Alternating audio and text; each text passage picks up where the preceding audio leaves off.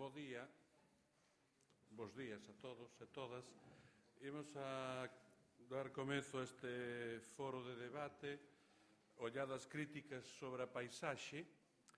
Quero darlles, en primeiro lugar, a benvida, sobre todo as persoas que veñen de fora e que nos acompañan hoxe aquí, tanto ponentes como asistentes. Desexarlles unha boa estadía, non sei se na cidade, que non é a miña competencia, pero sí no Consello da Cultura, onde espero que poida ser non só grata, sino útil a súa presenza durante estes 2 días neste foro que, como todos os foros que pensamos para este ano do 25 aniversario do Consello da Cultura, ten un aire, ten unha vocación interdisciplinar, de miradas múltiples e transversais na medida do posible. En ese sentido, non só os ponentes, sino tamén todos os asistentes, espero que faigan esa labor de fecunda de mestizaxe que esperamos sexa a característica destes foros. Este é o segundo dos foros que se realiza, quedanos aínda 4 máis. Aproveito a ocasión para decirlles que están tamén convidados, se algúns dos presentes tiveren interesados nele, a outros foros que veñan no futuro. Serán sobre temas distintos, naturalmente, pero todos teñen un punto en común, que é, de alguna forma, pensar o mundo desde aquí ou pensar aquí desde o mundo, non?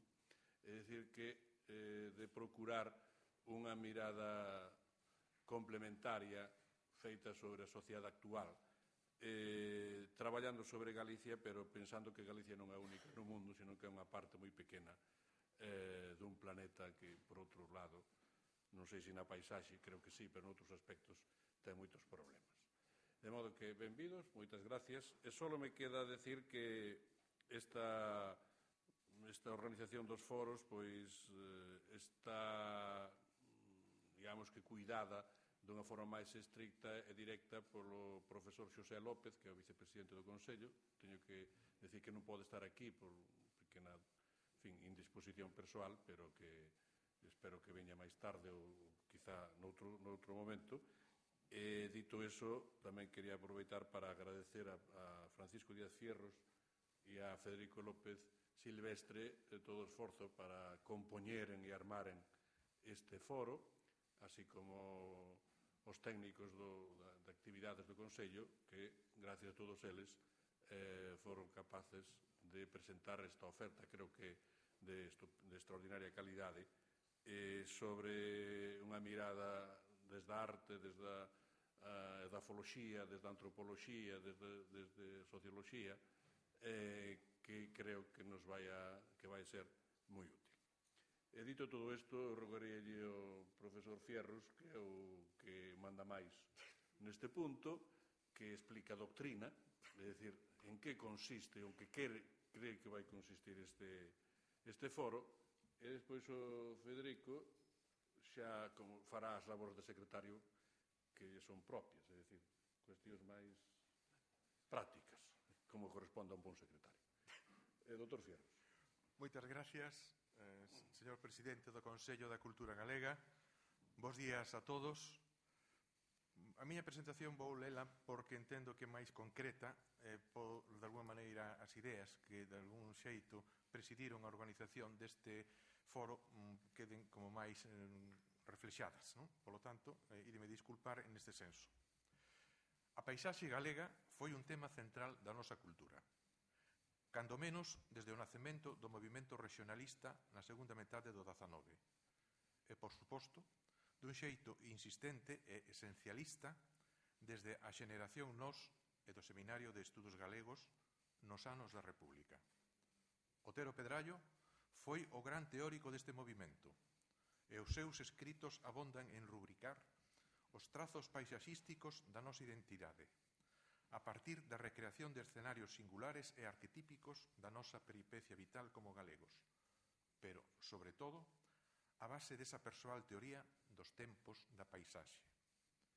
Nela, o tempo cósmico dos nosos penedos vese envolto e arroupado polas cores cambiantes do manto vexetal, que, a súa vez, rematan por ser labradas e recreadas dun xeito definitivo como a paisaxes polo tempo da historia.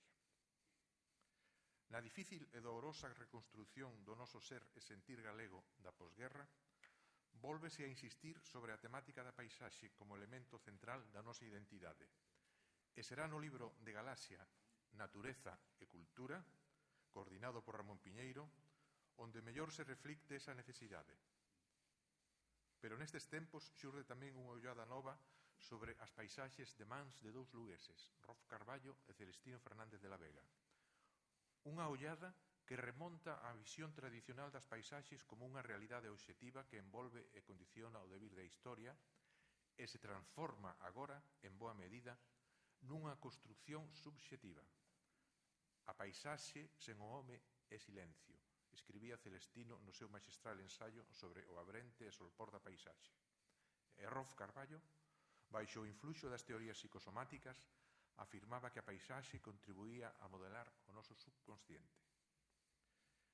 Nos anos 60, sobre todo a partir dos traballos sobre as comarcas galegas dirixidos por Río Barja, introdúcese a temática económica como un factor máis a considerar como elemento vertebrador das paisaxes, pero sen saírse desa ollada tradicional que seguía a contemplalos como algo material e polo mesmo obxectivo. Un escenario que construe e a súa vez é reconstruído pola historia humana. Nesta mesma liña, pero enmarcándoa nun contexto moito máis amplio de referencias físicas e humanas e con unha utilización exhaustiva dos datos, xurde a tese de Estado do francés Bouyer. Monumento literario que define un antes e un despois da xeografía galega. E así, as paisaxes agrarias que nelas se definen aínda seguen a ser na actualidade a referencia esencial para o estudio do medio rural galego. Ata agora, a problemática das paisaxes era cousa de artistas, escritores e pintores, e, sobre todo, cando se requería darlle un tratamento teórico, de xeógrafos. É dicir, algo totalmente dependente do mundo da creación ou das ciencias sociais. Pero andando os anos 80, comenzan a chegar a Galicia os ventos das ciencias ambientais, e con eles as novas teorías sobre a ecoloxía das paisaxes que introducían os métodos das ciencias naturais nesa bella temática. A partir de agora, as paisaxes non serán só o froito do encontro e diálogo da historia coa natureza e a súa valoración só cuestión de sentimentos e criterios xeográficos. Tamén, o mundo da botánica e da xeoloxía terán moito que aportar, sobre todo a partir das estructuras e funcións que se podían identificar nestas novas unidades ecolóxicas. Xurdiu así, como non podía ser menos, un novo afán cuantificador, e o que a toda agora non se caracterizaba máis que por descripcións máis ou menos persoais, pasou a valorarse coa medida de parámetros obxectivamente definidos. Deste xeito, a Escola Botánica Compostelana, ben enraizada en tradicións científicas que nacen cando menos das mans dos traballos de Purret, Planellas e Merino, e acada a súa madureza no pasado século cos estudos de Belló, atopou recentemente na definición das paisaxes galegas a necesaria síntese dos seus estudos sobre taxonomía, socioloxía e ecoloxía vegetal. E así mesmo, a Escola de Xeógrafos Galegos, seguidores do francés Tricart, escolleu o estudo das formas do relevo como pedra angular para a definición das paisaxes, e sobre elas construir todo un entramado experimental e teórico onde o tempo cósmico de Otero atopaba o seu mellor encaixe. A liña subxectiva de apreciación das paisaxes tampouco foi abandonada nestes tempos que seguiron ao dos epígonos da xeneración nós, sendo sobre todo os escritores paisaxistas como Fole, Manuel María ou Novoneira, entre outros, os que con máis fervor e continuidade trataron da paisaxe galega. Eles mantiveron acesa a sensibilidade individual e souberon darlle cores e sons novos ás vellas terras do Incio, Terra Chá e o Courel. E tamén, algúns teóricos desde a beira da antropoloxía tentaron penetrar nas escuridades da alma campesiña para desentrañar as referencias que atopaban nela, sobre todo o seu contorno, atopando que o seu sentir sobre as paisaxes semellaba non ter moito que ver co dos homes e mulleres das vilas e cidades. Finalmente, O gran movimento sobre a estética das paisaxes que xurdira en Francia nos anos 70, no contorno sobre todo da Escola de París, chegou a Galicia das mans da tese de López Silvestre, e con ela pechábase de algún xeito e ata o de agora a diversidade de olladas sobre a paisaxe que desde os tempos alborais do Otero Pedrallo foran xurdindo en Galicia. Esta diversidade de olladas naceron en épocas moi distintas e, polo mesmo, a súa traxectoria no tempo foi tamén diferente. Unhas, como as que consideraban a paisaxe como unha entidade material, obxeto dos estudos xeográficos e referente para a nosa identidade, teñen máis de un século de vida. Outras, como as que defenden a subxectividade das paisaxes e a súa dependencia fundamental das diferentes olladas e sentimentos que sobre elas se proxectan, teñen apenas unha década de vixencia entre nós. Ambas as dúas, aínda que radicalmente diferentes na súa concepción da paisaxe, teñen en común que os seus practicantes proveñen na súa maioría do mundo das letras e das artes, e polo mesmo existiría entre eles, a priori, unha base metodolóxica e conceptual común para poder iniciar un diálogo fecundo. Fronte deles existiría o mundo das ciencias naturais, onde as diferentes prácticas e formas de interpretación das paisaxes mediante métodos nacidos baixo a ilusión da cuantificación darían lugar a unha linguaxe que tería moi pouco que ver coas interpretacións e pulsións afectivas do grupo anterior. Creo non pecar de pesimista se afirmo que a comunicación entre eses dous grupos de paisaxistas é mínima e que o diálogo interdisciplinario entre eles é máis un piadoso desexo que unha realidade. Eu diría que o problema da incomunicación entre as dúas culturas, formulado por Snow en 1959 e do que o ano vindeiro conmemoraremos o seu 50 aniversario, atoparía nos estudos contemporáneos sobre as paisaxes un dos seus máis evidentes exemplos. Pois ben, nun intento de iniciar un diálogo entre estas dúas culturas paisaxísticas, atoparíamos, quizáis, o principal obxectivo que nos formulamos no momento de planificar este foro de debate, e de aí a diversidade de olladas sobre a paisaxe que nel se congregan.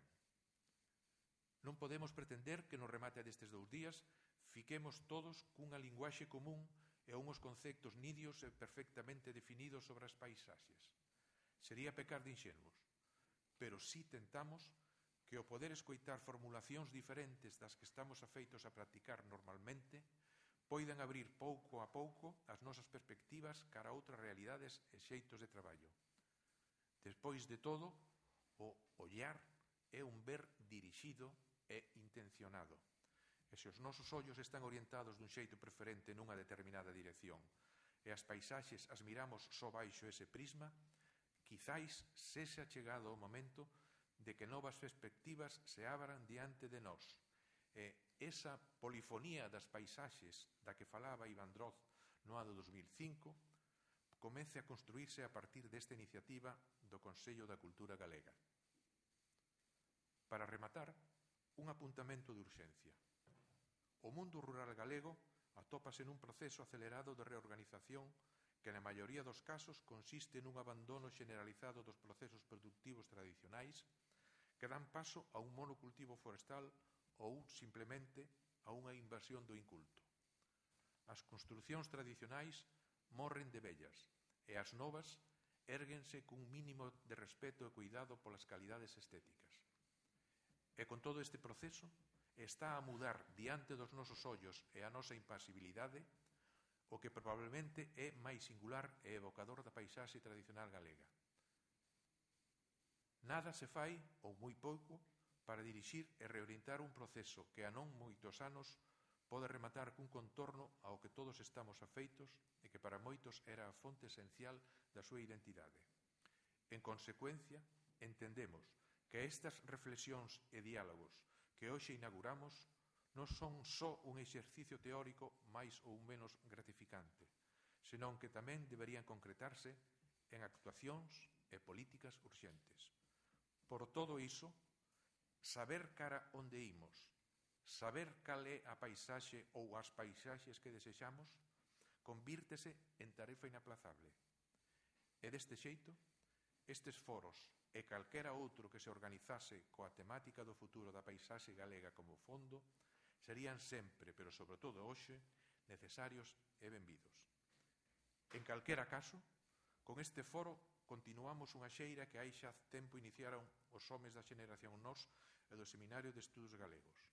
Eles pretendían que a cultura galega non perdera un dos seus referentes fundamentais, ensinando como había que ollar esa realidade que probablemente imaginaron casi inmutable. Hoxe, esa mesma realidade muda coa velocidade da vértixe e os nosos ollos están a mirar un chisco desnortados. Pero, sen dúbidas, o mesmo pulo e parecido alento nos axudan na procura dunha saída destes problemas, nos que se xoga, neso estou ben certo, un dos referentes fundamentais da cultura galega. Moitas grazas.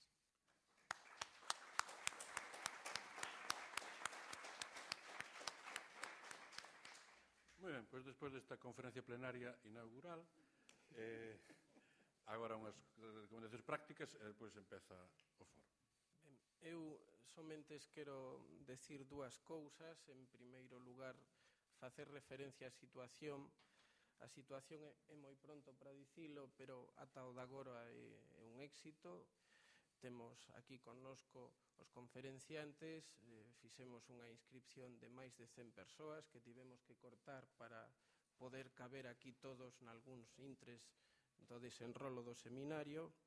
Teño que dicir en relación con todo isto que, por desgracia, o profesor Berque non pode vir, porque tivo un problema de saúde bastante serio. Entón, é unha pena porque empezamos a falar con el xa fai un ano, o brao pasado, en París, para traelo. Estivo moi ben e disposto, incluso enviou algún que outro texto e finalmente fai 2 semanas comunicaronlle os médicos que tiñan que ingresalo. Entón, desde aquí lle enviamos un saúdo. En fin, de todas maneiras, temos connosco a representantes de varios países europeos, temos representantes da Gran Escola de París, temos connosco a Pierre Donadier, ademais outros representantes do pensamento francés como Caroline Domínguez, temos connosco de Italia, de la Universidade de Bolonia, a Raffaele Milani, de Portugal, de la Escola de Porto, unha das mejores escolas de arquitectura do mundo, a Álvaro Domínguez, e algún dos mellores especialistas de bioloxía, de antropoloxía e de xeografía de toda España, Díaz Pineda, Rafael Mata, Fernández de Rota, Joan Nogué, Jacobo García e moitos máis que estarán connosco. Entón, esa é a primeira referencia á situación. En segundo lugar, quero falar da mecánica deste seminario, porque a todos aqueles que non estén familiarizados co Consello da Cultura, penso que é preciso dicir algo sobre esa figura do retrucante que levanta todo tipo de comentarios dentro e fora das nosas fronteiras. Entón, en primeiro lugar, o obxectivo, como xa dixo Francisco Díaz Fierros, é as olladas críticas. Críticas que viene de crítica de crinos, del griego, que quiere decir juzgar, xulgar. Xulgar para ben facer. Hai quen di na prensa nos últimos días que hai que falar menos e facer máis. E desde o punto de vista da paisaxe pensamos que a veces facemos demais. Entón, hai que falar máis, educar máis e a veces facer menos nos temas da paisaxe. Este é o obxectivo fundamental, por eso de olladas críticas, formar unha xeración de persoas que xulguen, que miren a paisaxe cunha mirada crítica, porque toda transformación social comeza pola educación, comeza polo diálogo. Hai quen di que a ética dun pobo reflíctese na estética da súa paisaxe. Aí queda iso, ese é unha boa frase. Ben, en relación con isto, coas olladas críticas, esta mecánica do retrucante, olladas críticas, falar máis, facer a veces menos, penso que vou falar antes de facer nos temas da paisaxe. O retrucante é unha figura que aparece aquí no programa para promover ese diálogo. Un diálogo que pensamos debe ser de todo o foro. En todo caso, hai unha serie de ponentes e os retrucantes contestan a eses ponentes con intervencións breves para, a base de algunhas preguntas, a continuación, abrir o debate ao foro que esperamos sea un debate non acalorado, pero sí vivo, de acordo? Sempre dentro das formas.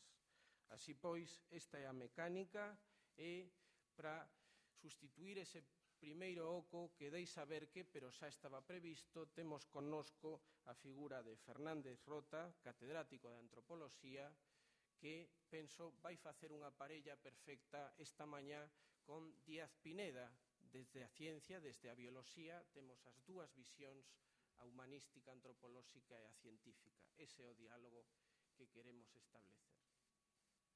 Moi ben, pois xa imos acabar este acto que foi un pouco máis largo gracias a esta intervención de Díaz Fierros. Só quería engadir que, digo positivamente, só quería engadir que a palabra retrucante é un dos contributos, dos poucos contributos que a lingua galega pode facer ás organizacións dos congresos internacionais. Non quixemos poñer discurso ou non quixemos poñer arguente, como podría ser quizá tamén apropiado en portugués, e retrucante ten un punto de vista máis regueifeiro, con algo de retranca, que é un dos grandes contributos, penso que do belo mundo dos galegos a isto. Dito isto, renóvolles o meu agradecemento, a miña benvida, espero que sexa estas dúas xornadas que sexan fecundas e que poidan pensar en volver algún día polo Consello da Cultura ou por estes terreos da paisaxe que aquí trataremos.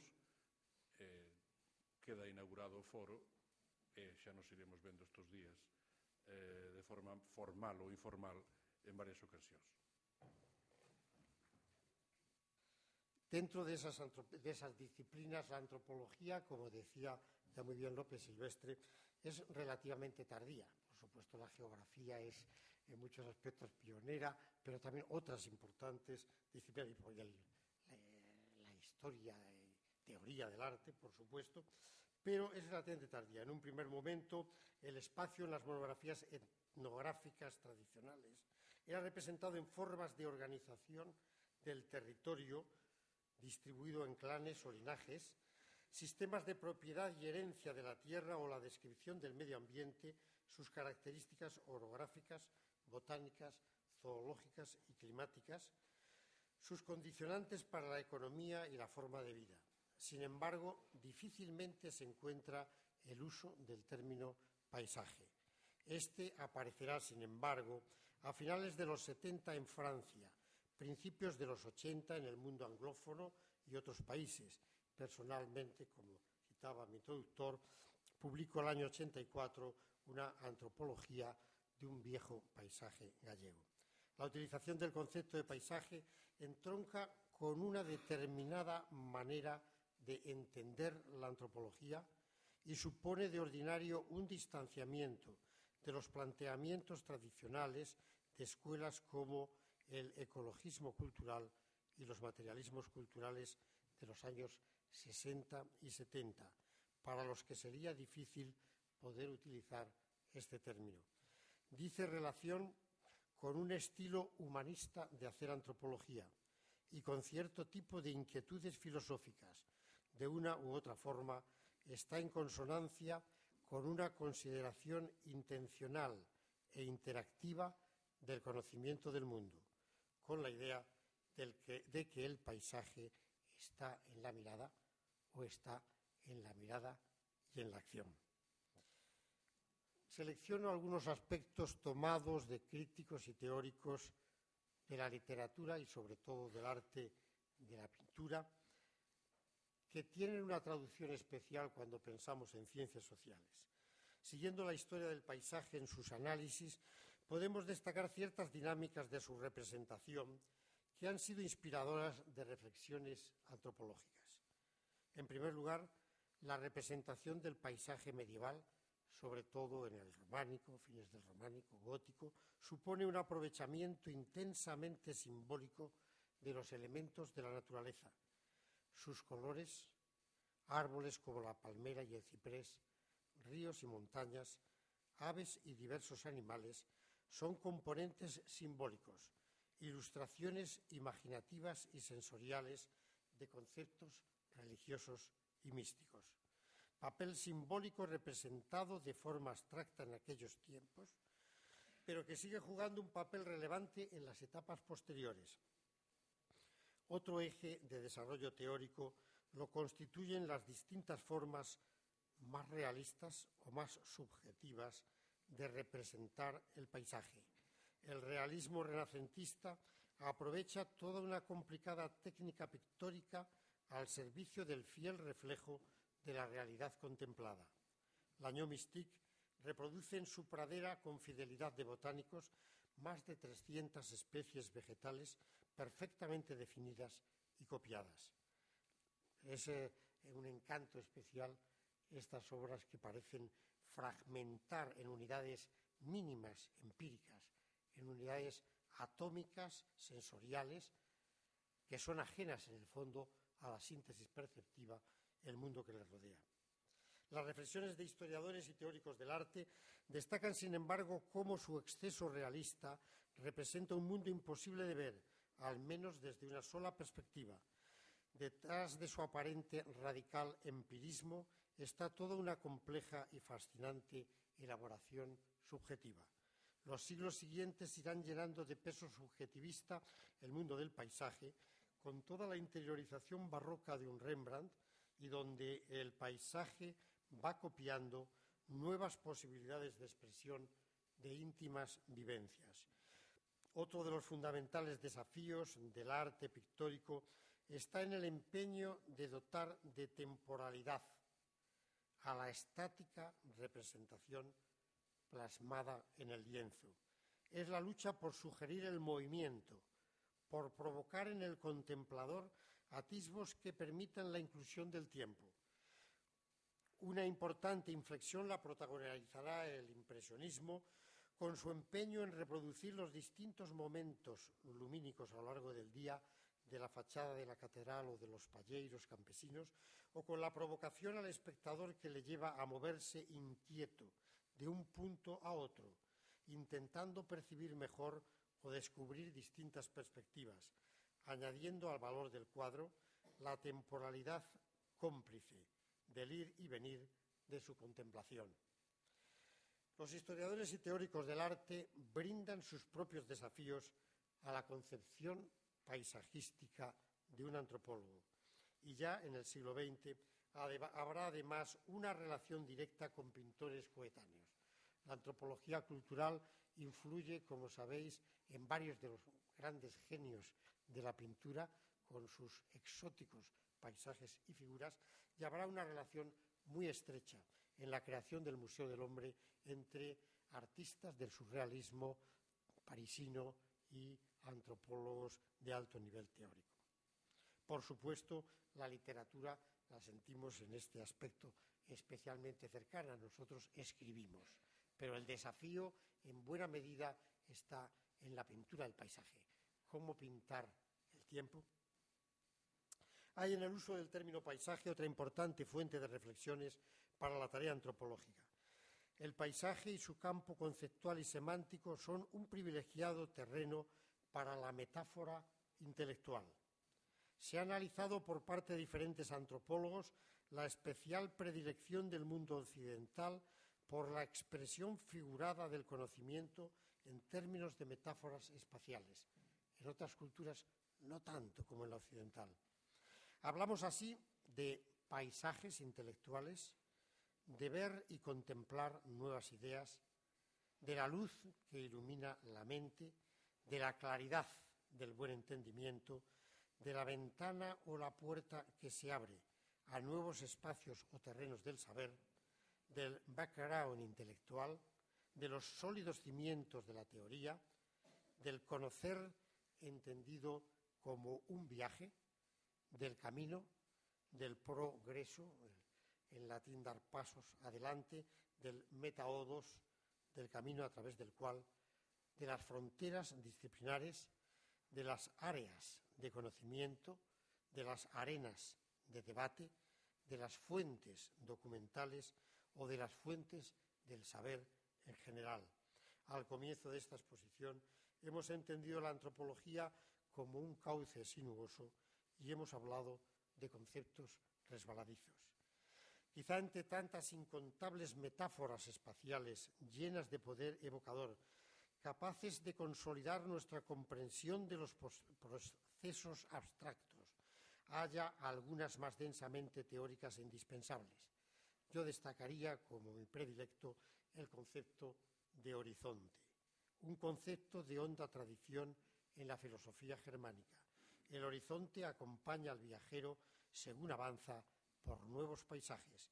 Siempre tiene su horizonte la mirada, un horizonte siempre nuevo, pero siempre suyo, un límite espacial móvil que le permite captar el relieve de los elementos que le rodean, el marco siempre fiel, siempre nuevo, siempre necesario para dar sentido a la realidad. Es el horizonte del conocimiento y el horizonte del ser. El término paisaje en antropología tiene también su campo semántico peculiar y su conjunto de conceptos con los que más estrechamente se relaciona. El binomio espacio y sitio, place en inglés, espacio y tiempo o espacio-temporalidad, cronotopos de Bakhtin, espacio y tiempo simbólicos, cosmología. Para un antropólogo que centra su análisis en estos términos, encajará muy bien en su estilo el usar aquí o allá el concepto de paisaje, bien sea utilizado como título o reseñado en ciertos momentos. El paisaje del antropólogo está hecho de sitios, sitios socialmente construidos, dotados de significado, sitios interactuantes en red. Su paisaje es el lenguaje de los sitios. De esta forma, la antropología del paisaje participa estrechamente en otra relevante dinámica en la historia y discusión filosófica de los conceptos de espacio y tiempo. Son los ejes vertebradores de la vieja cosmología aristotélica, elementos en discusión interminable a lo largo de la historia de la filosofía europea, a partir de la filosofía moderna, por supuesto, de Kant, que se convierten en algo intensamente vivido, existencial, propio de una Weltanschauung, o mejor, de una Lebenswelt. El concepto de paisaje en antropología surge así en estrecha, no cito por obvio la geografía, ¿no?, directísima, hermanísima y estrechamente relacionada para todos nosotros.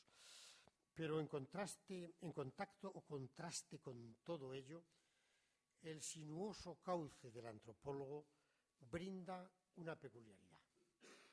El antropólogo habitualmente marchaba muy lejos, a países remotos, vistos como exóticos, y tenía que pasar allí conviviendo con la gente en un determinado lugar 1 o 2 años.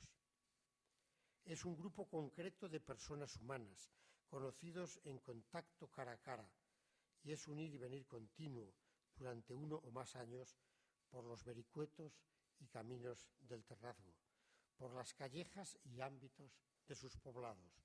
Allí se fragua el paisaje de sus descripciones etnográficas.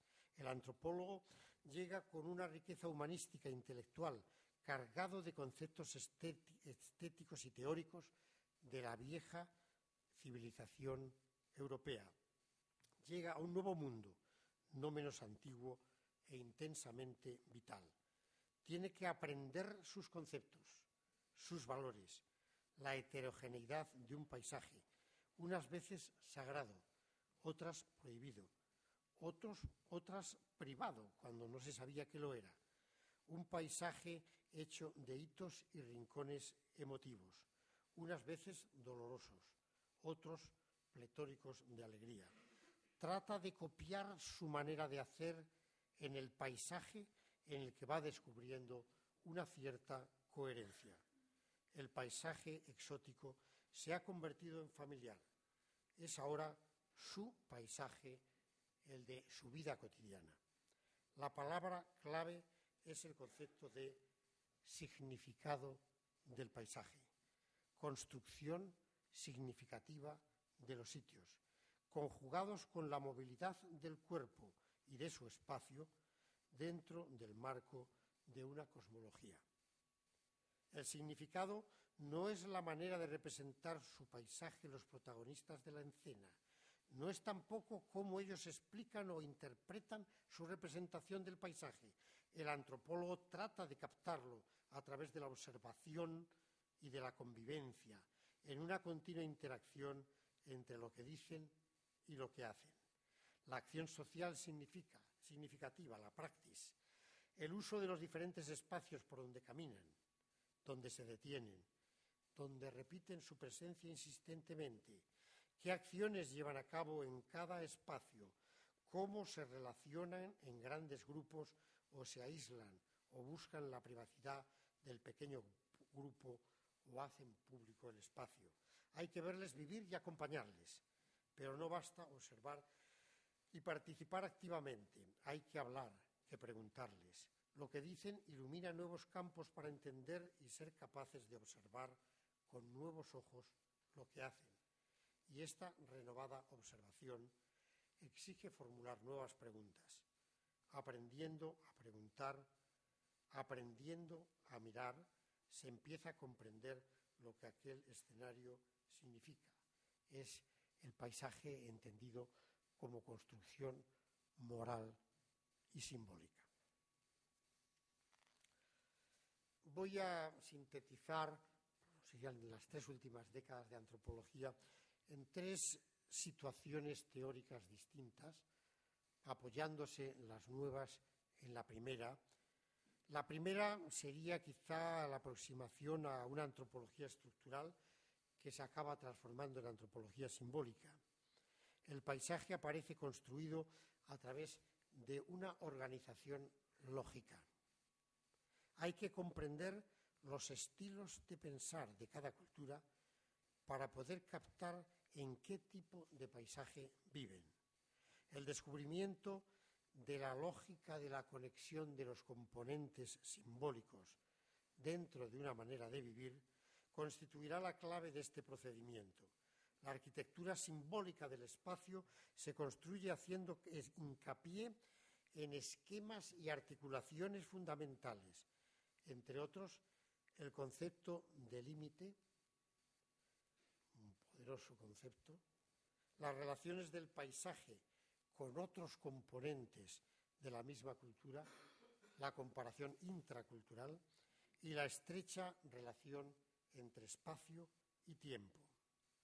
Lévi-Strauss, por ejemplo, en sus ensayos y sus largas obras sobre los mitos, pero en concreto habla aquí de su ensayo sobre la gesta de Asdrúbal, un personaje mítico de los Tsimshian en la costa noroeste del Canadá, expresa la relación estrecha de paisaje, parentesco, economía, política, estaciones del año, cosmología, cosmovisión. Es una síntesis compleja, pero en fin, brevemente diría, los valles y sus ríos de aquellas frías regiones, las nevadas montañas, los islotes de la costa no son solo geografía, son una continua lección moral. Lección moral visible en los mismos sitios y accidentes del paisaje. Al fin y al cabo, Asdrúbal, transformado en piedra, así como su lanza y su perro, pueden ser vistos todavía así en la cumbre de la gran montaña del lago Ginadaos.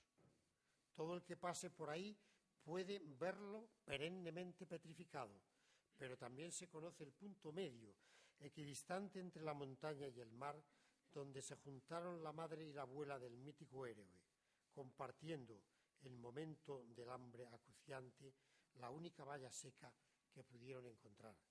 La tierra de los Tsimshian, a través de su riqueza mítica y sus plasmaciones locales, es una tierra santa local, llena de recursos simbólicos, capaces de entrelazar y dar sentido a las normas y pautas de su vida social, y a los avatares del quehacer cotidiano.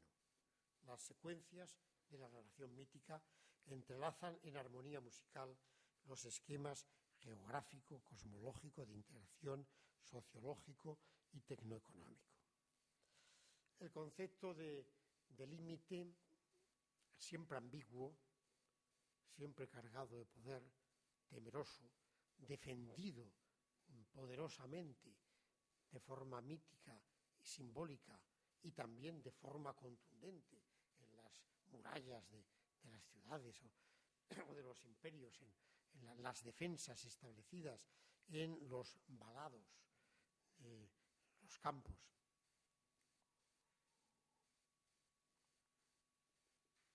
El límite construido física y simbólicamente, los límites del mismo cuerpo con el mundo que nos rodea, sus 7 orificios de salida y entrada de elementos en el cuerpo, son objeto de un estudio minucioso, brillantísimo, por parte de los autores del simbolismo. Y límites espaciales que encajan completamente con los límites temporales, con el romper las 4 estaciones en momentos limítrofes, con las fiestas, los días santos, con la noche, el momento del tiempo sin tiempo que hace de intervalo construido de entre 2 días. Espacio y tiempo estrechamente vinculados. Se ha hablado de una teoría de la relatividad social en Evans Pritchard, expresamente Bakhtin habla de su teoría de la relatividad simbólica en la literatura. Son expresados de forma estructural por Evans Pritchard en su clásico estudio de los Nuer. Es, claro, una sociedad sin relojes y sin metros. Y entonces él pregunta, con respecto a esta aldea que estáis vosotros, ¿cuál es más cercana? ¿La B o la C? Todo el mundo le dice, hombre, está mucho más cerca B. Él entonces se pone a andar con su reloj y encuentra que a B, que está más cerca, tarda más del doble que a C. ¿Cómo que está más cerca? Clarísimo, está mucho más cerca. Tienen muchos amigos, tienen muchos parientes. A B van continuamente. C está lejísimos, no van casi nunca. Me decía un sabio gallego en mi trabajo de campo, a distancia está máis na cabeza que nos pés. En fin, todo su análisis de espacio-temporalidad de Evans Pritchard aplicable a tantas culturas cercanas es muy rico. Acercándonos a ese mundo inmediato, brevemente, aunque sea, en nuestra propia experiencia vital, el campo gallego, siempre he presumido de pisar muchas bostas de vaca. Y siempre he podido permitirme al menos un lujo a muchos políticos de decirle, ¿y usted anduvo a pie todo esto? Porque me da la impresión de que no tiene ni idea. ¿Usted de dónde es? Muchos eran, por supuesto, de Galicia, ¿no? ¿Usted pisó alguna vez por el terreno para ver cómo era?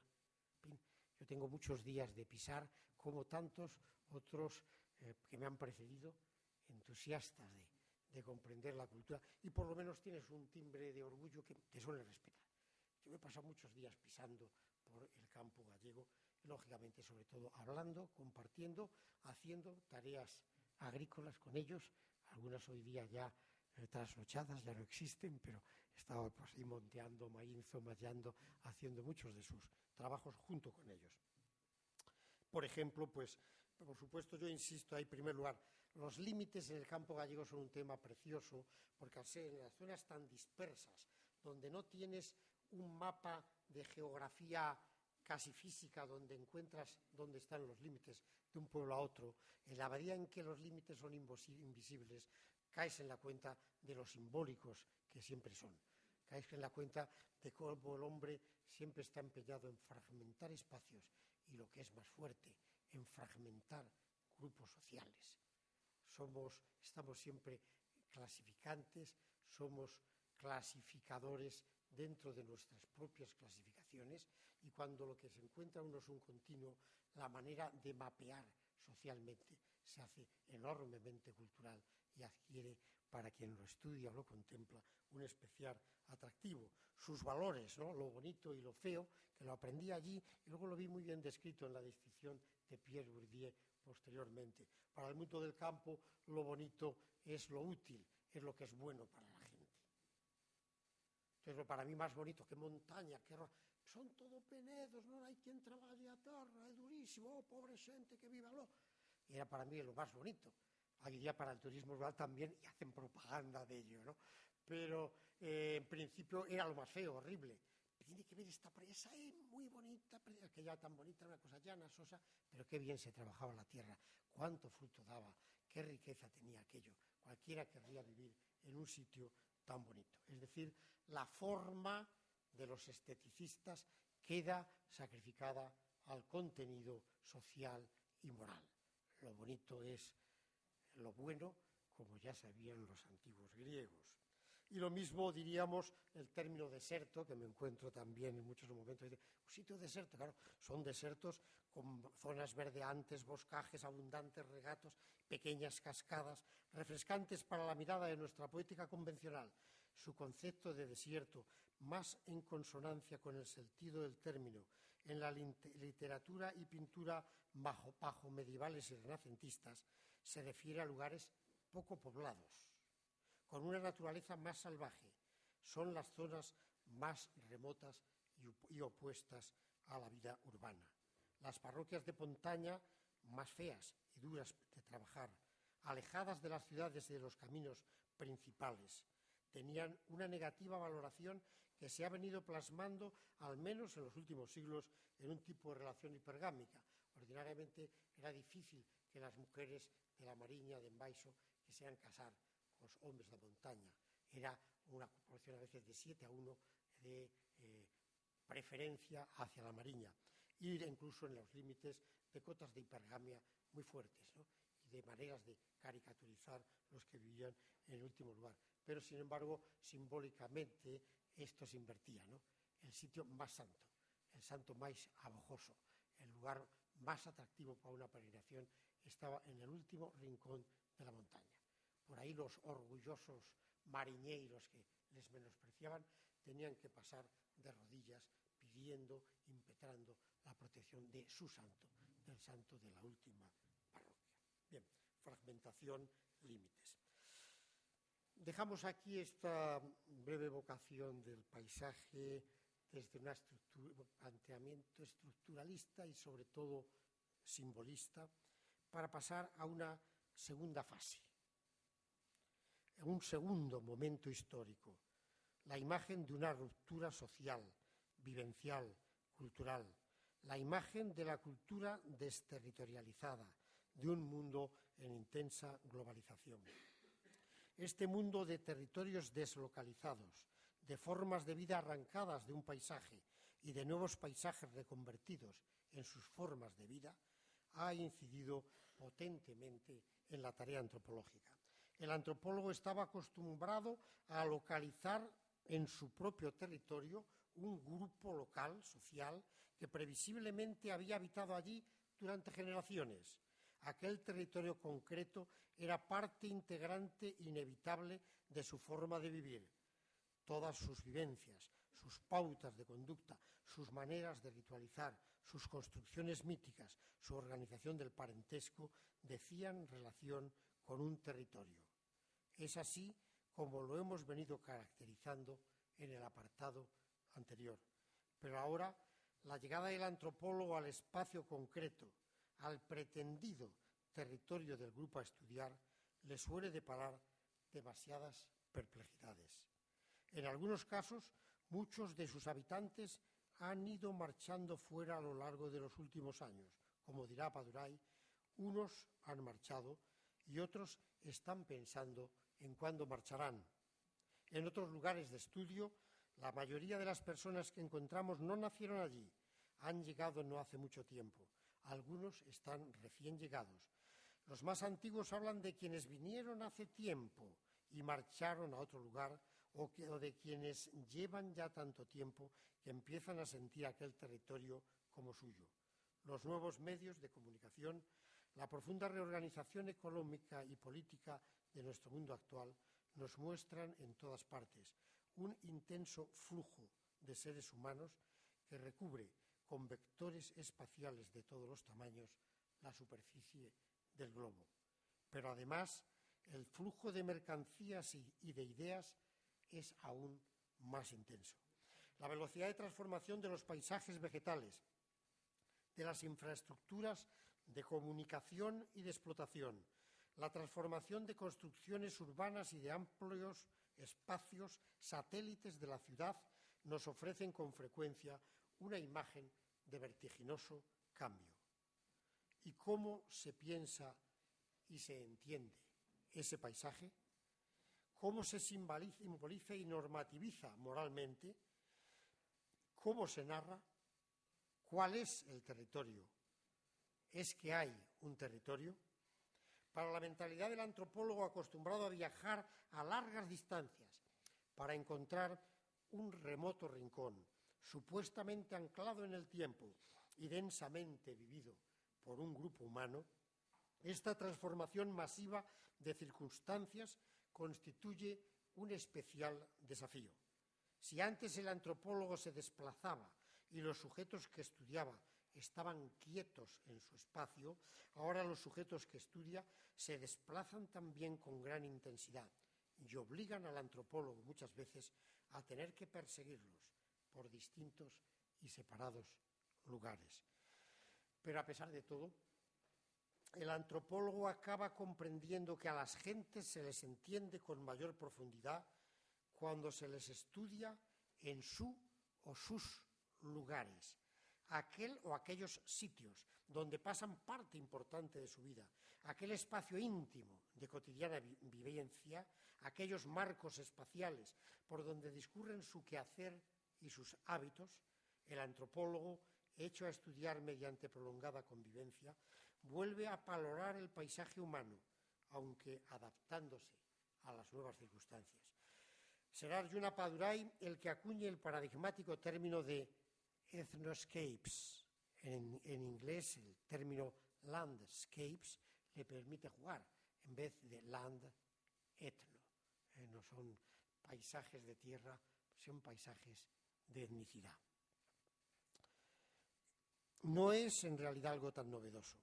El antropólogo siempre pensaba que lo más importante del paisaje era la gente que vivía el paisaje, los individuos conviviendo en sus grupos y las formas de organización identitarias grupales. Lo que pasa es que ahora el paisaje se ha hecho más viajero.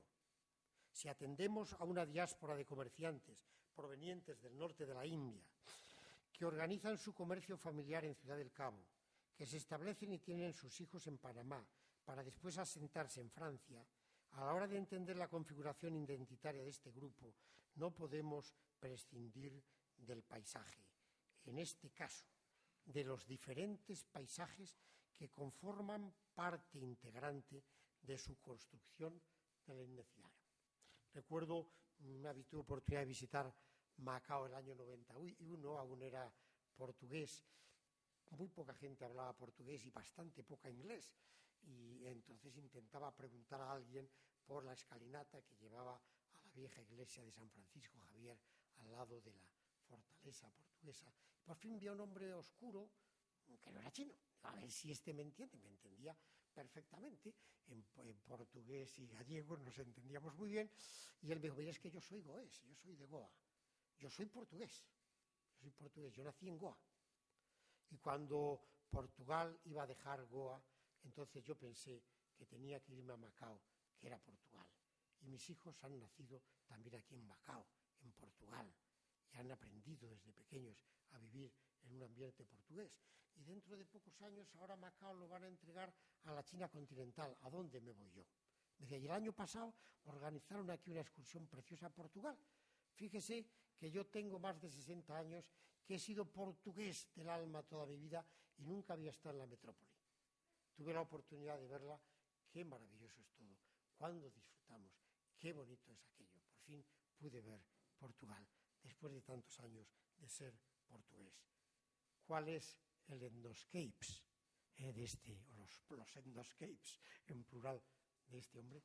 ¿Cómo ha hecho su etnicidad, con qué juego de paisajes. Todo ello nos reafirma cada vez más en la consideración del paisaje antropológico como un conjunto de sitios. Cada sitio construido históricamente, dotado de sentidos cambiantes, espacio lleno de significado y moralidad, que sirve de anclaje de duraderas experiencias o que protagoniza momentos de especial trascendencia. Hay sitios de vocación religiosa, étnica, estética, hay sitios de concentración de poder y de articulación espaciotemporal de poder hegemónico, hay sitios de resistencia, de reivindicación, de protesta. Si entendemos que el ser humano es el corazón del paisaje, solo podemos entender adecuadamente el paisaje como una pluralidad de sitios en los cuales creamos y recreamos en vida cultural estrechas relaciones de cercanía espaciotemporales en el sentido Nuer o de nuestro sabio gallego, sitios enormemente cercanos en la intensidad y en la convivencia. Por supuesto, el otro componente fundamental para nuestra adecuada comprensión antropológica del paisaje es el cuerpo humano. Se trata de espacios corporalizados, paisajes percibidos por los sentidos corporales, vivenciados y transformados por la acción del cuerpo. Estamos ya hablando de la relación del paisaje con los movimientos del cuerpo, de la configuración del paisaje de acuerdo con estos movimientos y del carácter intrínseco a la vida humana del medio ambiente que contacta con él como el paisaje. En nuestro paisaje hay un delante y detrás, un derecha y una izquierda, un arriba y abajo, a partir del carácter dicotómico de nuestro cuerpo. Y, por supuesto, el paisaje humano suele tener sus ámbitos masculinos y femeninos. Al cuerpo genérico le corresponde un paisaje genérico, cuerpo de construcción cultural genérica, le corresponde un paisaje de construcción cultural genérica. La construcción cultural de la identidad genérica ha sido estudiada en multitud de casos culturales. Cuerpo y espacio y movimiento.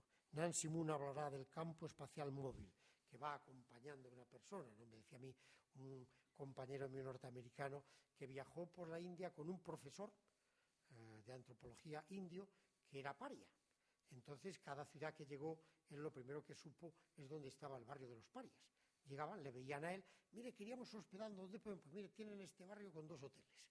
Ese era el barrio de los parias, a los que él, que viajaba con un paria, a lo que le iba acompañando una demarcación espacial por toda la India, era donde él tenía que dormir.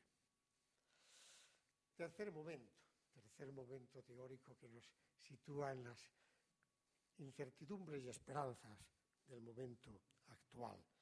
Nos abrimos plenamente a una tercera fase en la comprensión antropológica del paisaje que se mueve entre la fenomenología y el postestructuralismo.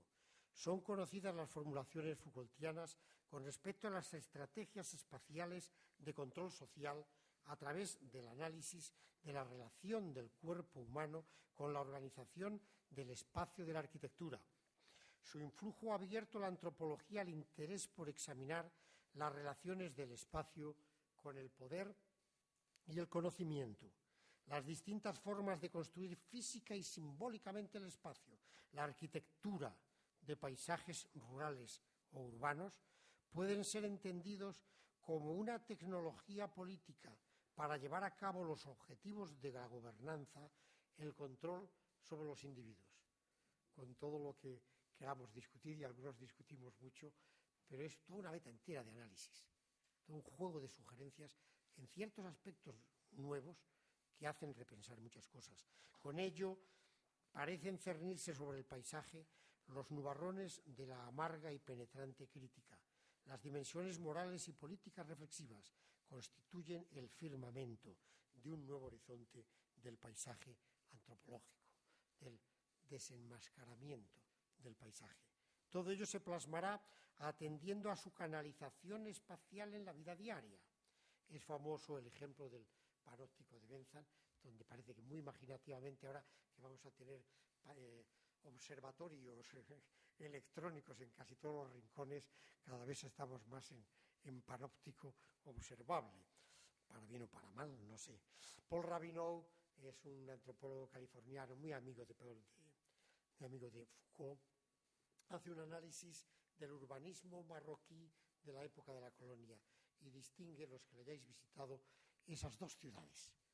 La vieja Medina, a veces amurallada, sin tráfico, de calles estrechas, malolientes, llenas de basura, de pobreza, significativas para un colonizador del atraso y de la marginación de un pueblo, y a 3 o 4 kilómetros la fascinante ciudad colonial francesa, del estilo de un buen colonizador del primer mundo, de grandes avenidas aptas para el tráfico. Es la modernidad, el progreso. Es toda una lección para los que vean las dos ciudades, sean marroquíes o sean franceses. Es una lección colonial.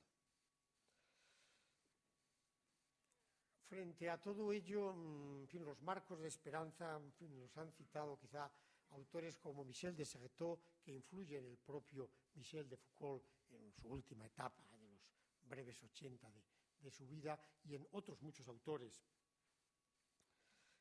Muy relacionada con la antropología, al final acaba dando clases de antropología Michel de Certeau.